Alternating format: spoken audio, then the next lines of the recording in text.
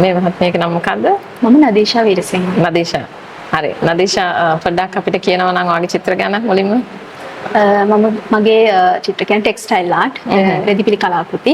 ඒ කියන්නේ මේ ඔක්කොම රෙදි වලින්මයි කරලා තියෙන හැමද? මේ සීරීස් එක.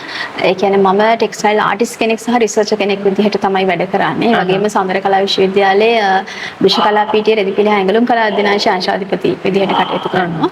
එතකොට මගේ ශාස්ත්‍රය තුල මගේ ආර්ට් වර්ක් තුල මම කතා කරන්නේ හේතුමය ආඛ්‍යානය පිළිබඳ නැරේෂන්. මේ මගේ මතවාදය තමයි මම ඉදිරිපත් කරන්නේ.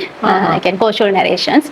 ඒකට මම මේ සඳහා පාවිච්චි කරනවා ඒ කියන්නේ විෂුවල් මෙටාෆර්ස්. ඒ කියන්නේ සමාජ සංස්කෘතික දේශපාලන සහ ආගමික යම් කාරණාවලින් ඉන්ස්පයර් වෙලා තමයි මම මේ කරලා තියෙන්නේ. මේක.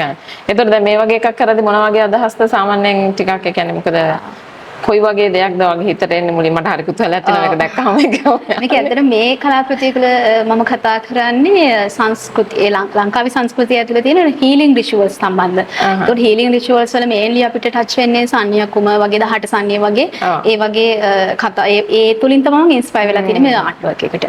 එතකොට ඒ 18 සංන්‍ය කියන්නේ සංන්‍යකුම තුළ අපිට දැක ගන්න පුළුවන් visual elements colours textures forms shapes ඒ වගේ දේවල් වලින් තමයි ඉන්ස්පයර් වෙලා ඒකේ තියෙන විෂුවල් මෙටාෆර්ස් ඒ කියන්නේ දෘශ්‍යමය රූපක තමයි මම මේකට පාවිච්චි කරලා තියෙන්නේ. දැන් මේ වගේ කරන කොච්චර කාල ගියාද මේ සාමාන්‍යයෙන් මම වැඩ ගොඩක් එක්ක වැඩ කරන කෙනෙක්. එතකොට මට සාමාන්‍යයෙන් දවසකට රාත්‍රියේ පැය දෙක තුනක් තමයි මම වැඩ කරන්නේ. මාස එකමාරක වගේ කාලයක් ගියා මේක කරන්නේ.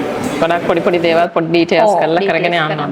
right. ඉතින් දැන් කොහොමද ඔබතුමිය මෙතෙන්ට පිවිසෙන්නේ? ඒ කියන්නේ මේක කොච්චර කල් වගේ නම් කරනවද අපේ මම හිතන්නේ හැමෝම ආස වේ දැනගන්න. කොහොමද පටන් ගන්න? පටන් ගැනීම කියන්නේ කලාකෘති පිළිබඳව කලාව පැත්තට එන්න. කලාව පැත්තට ඇත්තට මම මුලින්ම මගේ ෆස්ට් ඩිග්‍රී එකේ ඉඳන්ම කියන්නේ දෘශ්‍ය කලා පීඨයේ මම වැඩ කටයුතු කරගෙන ගියේ. එතකොට ඒ තුලින් මම එක්සිබිෂන් ගණනාවකට සම්බන්ධ වෙලා තියෙනවා ගෲප් එක්සිබිෂන්. එතකොට ඒ වගේත් මම ටෙක්ස්ටයිල් ටෙක්නොලොජි සම්බන්ධ දේවල් තමයි ආඛ්‍යානයන්ට මම ඉස්සරහට අරගෙන ගියේ. මගේ ෆස්ට් ඩිග්‍රී එක ඊට පස්සේ මාස්ටර් එක එම්.ෆිල් එක ඒ තුලත් ඒ කියන්නේ රෙදිපිලි සම්බන්ධ සහ ඒ ටෙක්නොලොජි සම්බන්ධ දේවල් තමයි මම ඉස්සරහට මොකද හේතුවක් තිබ්බද මේ රෙදිපිලි වලටම කරේ ලොකු මගේ මතවාදනේ මගේ ආසාව මගේ මතවාදනේ විශේෂම දේ කියන්නේ මම රෝල්ස් කිහිපයක් කරන කෙනෙක් බැලන්ස් කරන කෙනෙක්.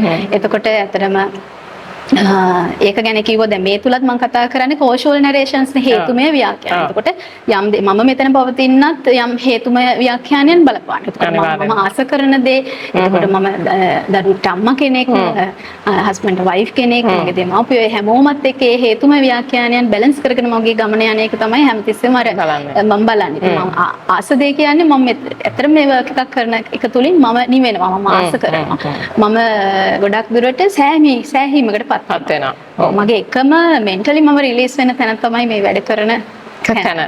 අනිත් හැම එකකම වෙන ෂෙඩියුල් ගොඩක වැඩ කරද්දි මෙතන තමයි මම නිවෙන තැන.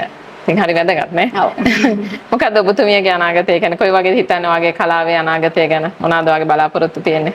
ඔව් මම ඇත්තටම ඇකඩමික් කෙනෙක් විදියට එතනින් ඉස්සරහට මගේ ආර්ට් වර්ක් කරගෙන යන ගමන් ඉදිරියේදී මම මේ තුලින් තවත් ඉදිරියට ගෲප් එක්සිබිෂන් වගේම සෝලෝ එක්සිබිෂන් ගණනාවක් පවත්වන්න මගේ බලාපොරොත්තු තියෙනවා. දැනටත් ආරාධනා තියෙනවා ලංකාවේ පිළි වගේම ලංකාවෙන් එළියෙත් වැඩ කරන්න ආරාධනා ලැබිලා තියෙනවා. ඉතින් ඒවා අර මේ වර්ක් එක ඇතුලේ කතා කරන දේම තමයි හේතුමය ව්‍යාඛ්‍යාන බැලන්ස් කරගෙන පැවැත්ම ඉදිරියට ගෙන යන එක තමයි මගේ බලාපොරොත්තුව. මම ලොකු පණිවිඩයක් දෙන්නේ නේ. ඇතුලෙන් ලොකු විශාල දෙයක් කියවෙනවා වගේ මට දැනෙන්නේ. ඉතින් මොනවාද හිතෙන්නේ සමාජයට කොයි වගේ දෙයක්ද කියන්න ඕනේ? මේවා කියන්නේ ඉස්සරහට මේවා කරන්න ආසාවෙන් ඉන්න අයට හෝ චිත්‍ර කලාව රස විඳින අයට හෝ මොන වගේ දෙයක්ද ඔබතුමීට කියන්න තියෙන්නේ? ඒ කියන්නේ එකම දේ තමන්ගේ මතවාදය වෙනුවෙන් තමන් ආස කරන විදිහට තමන් ආස කරන මැටීරියල්ස් වලින් තමන් දෙන්න ලෝකෙට පණිවිඩයක් දෙන්න ආස කරන දේවල් වලින් තමන්ගේ මතවාදය ලෝකෙට ගෙනියන්න ඒක නිදහසේ කරන්න කියන එක තමයි. කියන්නේ එක දෙයකට කොටු වෙන්න එපා කියන එක තමයි කියන්නේ. හරි. බොහොම ස්තුතියි.